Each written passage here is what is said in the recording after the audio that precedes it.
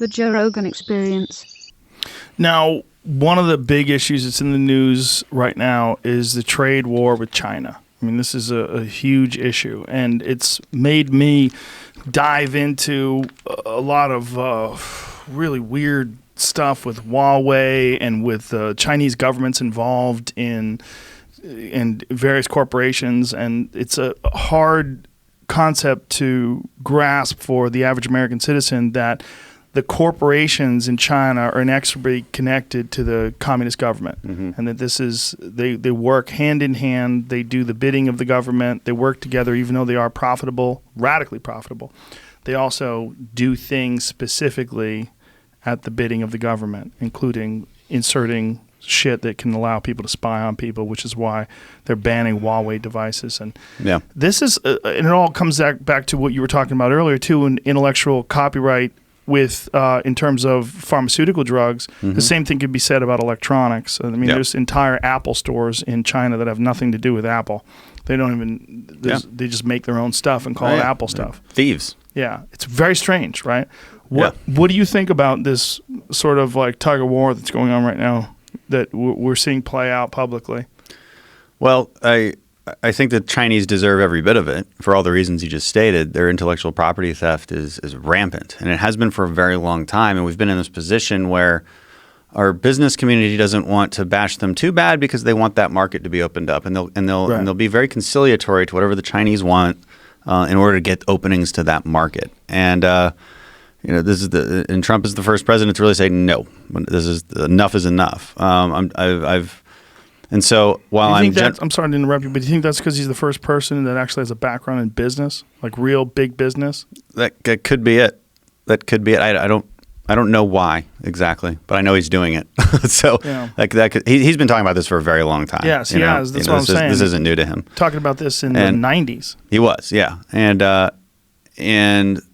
I'm not overly sympathetic to trade wars, especially with our allies. And I was happy to see us getting to a deal with Canada and Mexico. I don't see a point in strong-arming them.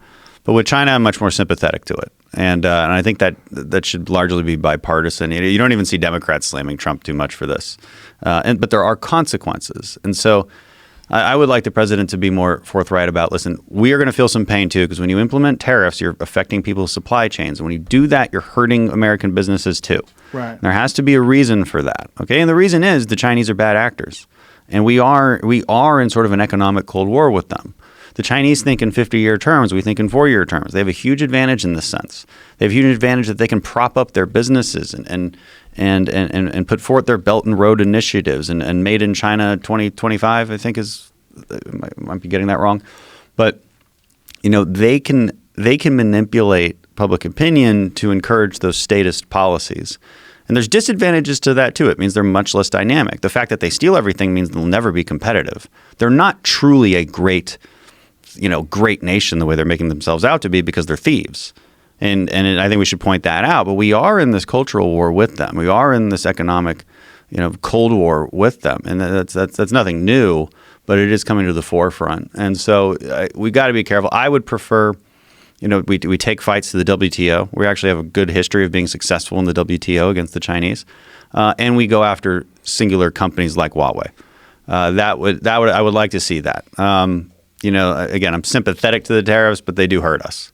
They hurt us. There are a lot of people in my district. Texas is a good competitive market. We do well when there's free competition. And so we tend to want more free trade and more free competition because we know we can handle it. So when there's not that, it can tend to hurt because we have very complex supply chains throughout the world, and we have to take note of that. It seems like a game of chicken almost. I mean, it is. Yeah. It's what it seems like, back and forth. It's like, who's going to blink? It is like that.